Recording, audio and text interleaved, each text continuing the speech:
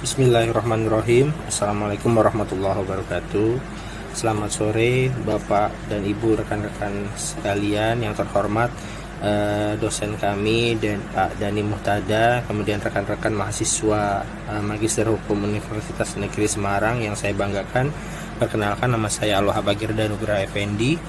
Pada kesempatan kali ini saya akan coba memaparkan tugas saya dengan judul kepastian hukum atas tanah hak milik di atas hak pengelolaan setelah disahkannya Peraturan Pemerintah Nomor 18 Tahun 2021, di mana aturan ini merupakan aturan turunan dari Undang-Undang Cipta Kerja.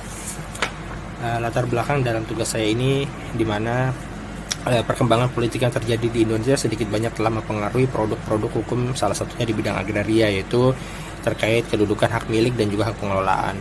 Seperti yang telah kita pelajari bersama, bahwa seiring dengan dinamika perkembangan karakter politik hukum ini menunjukkan pengaruhnya terhadap produk-produk hukum yang dihasilkan. Bahkan di bawah sebuah konstitusi yang sama dapat lahir konfigurasi politik yang berbeda-beda pada periode yang berbeda-beda pula.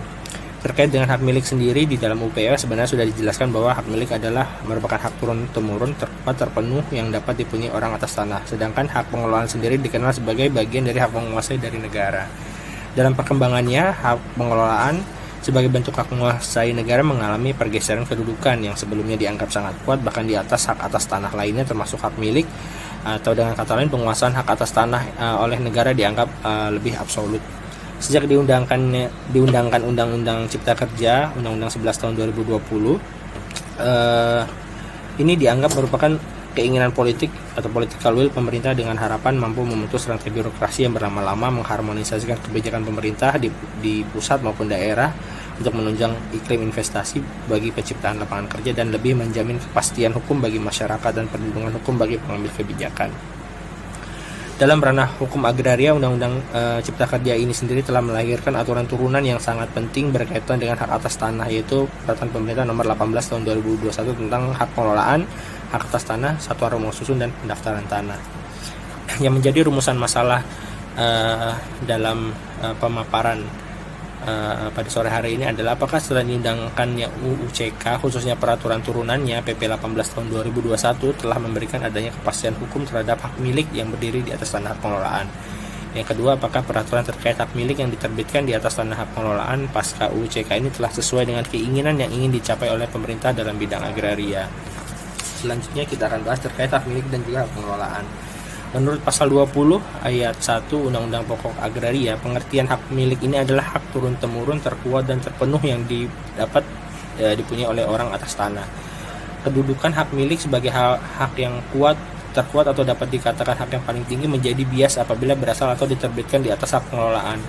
Beberapa produk hukum pada era pemerintahan Orde Baru dan Orde Lama justru menempatkan hak milik lebih rendah dari hak pengelolaan. Padahal di dalam pengertiannya itu sendiri, khususnya terkait istilah atau makna terkuat dan terpenuh ini adalah bahwa hak milik ini memiliki jangka waktu tidak terbatas. Kemudian terpenuh adalah memberikan wewenang kepada pemilik tanah yang paling luas dibandingkan dengan hak-hak lainnya. Menjadi induk hak-hak lain, peruntukannya juga tidak terbatas karena hak milik ini dapat digunakan untuk pertanian dan juga bangunan. Pemberian sifat hak milik ini tidak berarti bahwa hak itu merupakan hak yang mutlak, tidak terbatas dan tidak dapat diganggu-gugat sebagai hak agendum menurut pengertian yang aslinya dulu. Kata-kata terkuat ini sebenarnya dan terpenuh itu bermaksud untuk membedakan dengan hak guna usaha HGB dan juga hak pakai dan hak-hak lainnya, yaitu untuk menunjukkan bahwa di antara hak-hak atas tanah lainnya dapat dipunyai oleh seseorang, hak milik ini adalah hak yang paling tinggi sebenarnya kedudukannya. Nah, kemudian kita lihat pengertian dari hak pengelolaan. Hak pengelolaan ini sendiri adalah hak menguasai negara atas tanah yang kewenangan pelaksanaannya sebagian dilimpahkan oleh pemegang haknya. Istilah hak pengelolaan ini sendiri pertama kali memang muncul pada saat diterbitkannya Peraturan Menteri Agraria Nomor 9 Tahun 65. Dalam peraturan tersebut ditetapkan konversi hak penguasaan atas tanah-tanah negara. Apabila kita merujuk pada ketentuan pasal 33 Undang-Undang 1945, kalimat dikuasai ini sebenarnya tidak sama dengan dimiliki, akan tetapi adalah pengertian memberikan wewenang kepada negara untuk pada tingkat yang tertinggi mengatur, menyelenggarakan, menentukan mengenai penggunaan dan pemeliharaan hak-hak atas sumber daya agraria, hubungan-hubungan hukum dan perbuatan-perbuatan hukum yang berkaitan dengan sumber daya agraria dengan tujuan untuk mencapai sebesar-besarnya bagi kemakmuran rakyat dan keadilan sosial bagi seluruh rakyat Indonesia.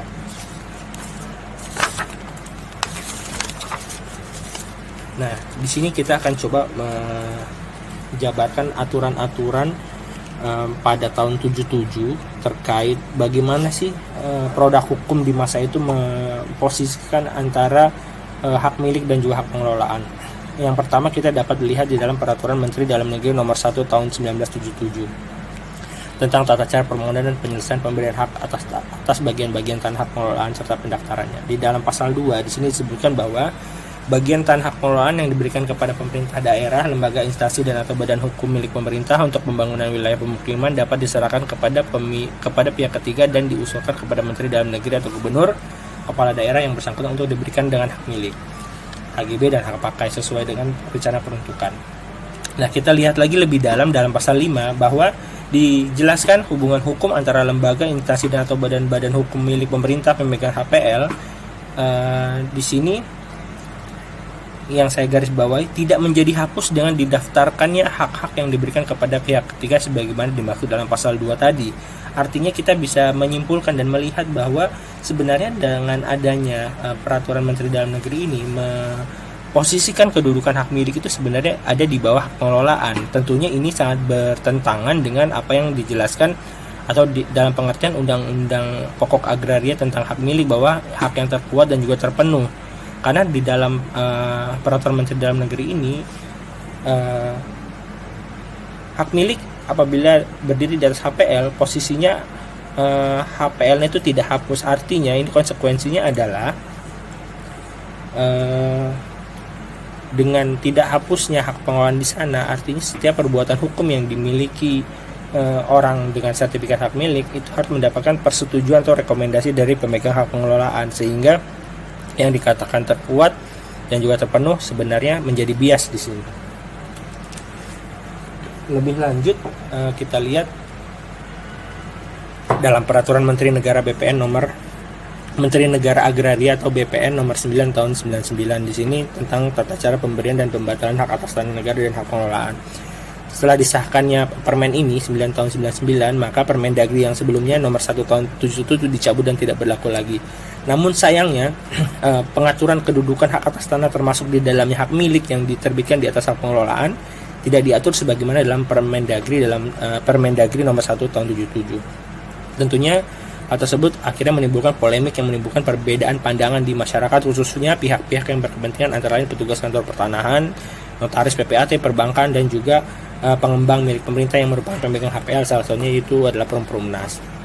Hal ini menimbulkan perbedaan pandangan dan penafsiran, akibatnya menimbulkan ketidakpastian hukum terkait status atau kedudukan hak milik yang diterbitkan di atas hak pengelolaan. Akibatnya terjadi di sini disharmonisasi peraturan perundang-undangan yang mengakibatkan tidak adanya kepastian hukum dan menimbulkan interpretasi lain dalam penerapan hukum yang tentunya merugikan masyarakat pemegang hak milik yang berasal dari hak pengelolaan.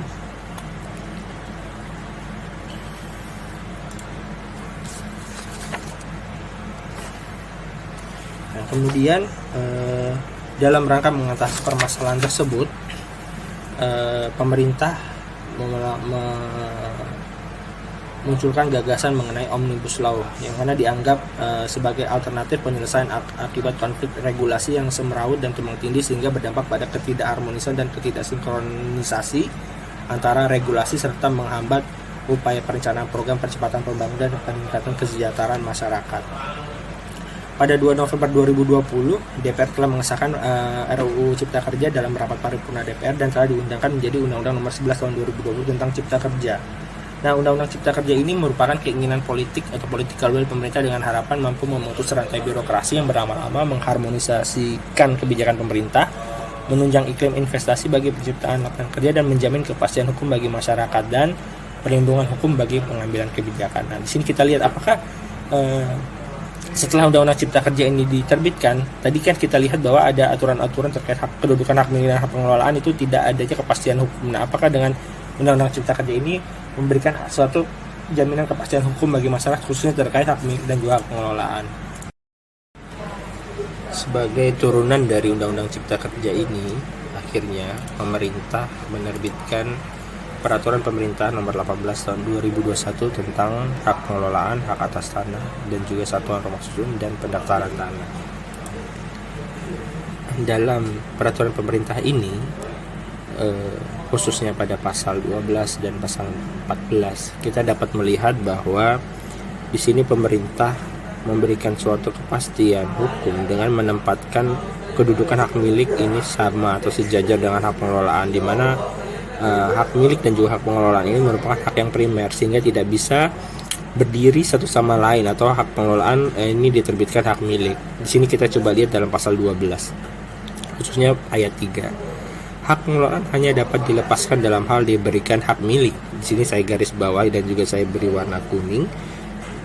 Ini artinya bahwa apabila hak pengelolaan itu akan diberikan hak milik, maka tidak bisa diterbitkan di atas hak pengelolaan, tapi harus wajib dilepaskan hak pengelolaan kemudian diberikan hak milik. Di sini secara tegas memposisikan kedudukan hak milik ini sendiri memang sama-sama kuat, sehingga sifat dari hak milik yang terkuat dan juga dan terpenuh itu di sini memang pada hakikatnya dikembalikan oleh pemerintah sesuai dengan Undang-Undang Pokok Agraria. Kemudian kita lihat lagi dalam pasal 14 terkait hapusnya hak pengelolaan. Disebutkan bahwa hak pengelolaan hapus karena A. dibatalkan haknya oleh menteri karena cacat administrasi atau putusan pengadilan yang telah memperoleh kekuatan hukum tetap. B. dilepaskan secara sukarela oleh pemegang haknya. C. dilepaskan untuk kepentingan umum. D. dicabut berdasarkan undang-undang. Dan E. diberikan hak milik. F. ditetapkan sebagai tanah terlantar, atau G. ditetapkan sebagai tanah musnah. Kita cermati poin E. Di sini ada, saya beri warna tanda kuning, diberikan hak milik. Artinya adalah bahwa apabila dalam hak pengelolaan itu diberikan hak milik di atas tanah hak pengelolaan, maka di sini dengan tegas PP 18 menyebutkan bahwa otomatis hak pengelolaannya adalah hapus. Nah, ini menurut saya hal yang memang ditunggu-tunggu oleh berbagai pihak yang berkepentingan. Di sini kejelasan atau kepastian hukum terkait kedudukan hak milik di atas hak pengelolaan. Dengan adanya pasal 14 ayat 1 ini sudah sangat jelas kedudukan hak milik ini adalah memang posisinya hak yang terkuat dan terpenuh, sehingga apabila diterbitkan dari hak pengelolaan, otomatis hak pengelolaan ini haruslah hapus atau otomatis hapus. Sehingga kesimpulan dalam materi kali ini dapat saya simpulkan menjadi 4 poin. Yang pertama adalah dalam uraian pasal 12 dan 14 tersebut dapat dengan jelas kita lihat bahwa kedudukan hak milik terhadap hak pengelolaan adalah sama, sehingga masing-masing harus berdiri sendiri karena hakikatnya hak milik dan hak pengelolaan adalah hak atas tanah primer.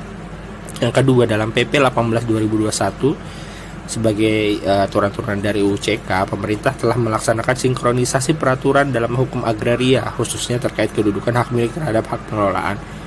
Dengan diterbitkannya PP 18 2021 telah memberikan suatu kepastian hukum terhadap kedudukan hak milik. Dampaknya, para pihak yang berkepentingan memiliki dasar dalam melaksanakan suatu perbuatan hukum serta tidak ada lagi menimbulkan perdebatan dan perbuatan hukum serta tidak ada lagi menimbulkan perdebatan dan persepsi di masyarakat terkait kedudukan hak milik yang diterbitkan di atas hak pengelolaan. Kemudian yang terakhir, kejelasan kedudukan hak milik terhadap hak pengelolaan dalam PP 18 2021 ini sebagai aturan-turunan dari UCK merupakan salah satu cermin suatu produk politik yang responsif atau otonom yang dihasilkan dalam konfigurasi politik yang demokratis. Akhirnya demikian materi yang dapat kami sampaikan. Kurang lebihnya kami mohon maaf apabila ada kata-kata yang kurang tepat dalam penyampaian ataupun ada hal-hal yang kira-kira kurang pas. Saya mohon maaf, mohon diberikan kritik dan juga saran yang membangun. Terima kasih atas perhatiannya. Wabillahi taufiq wal hidayah. Wassalamualaikum warahmatullahi wabarakatuh.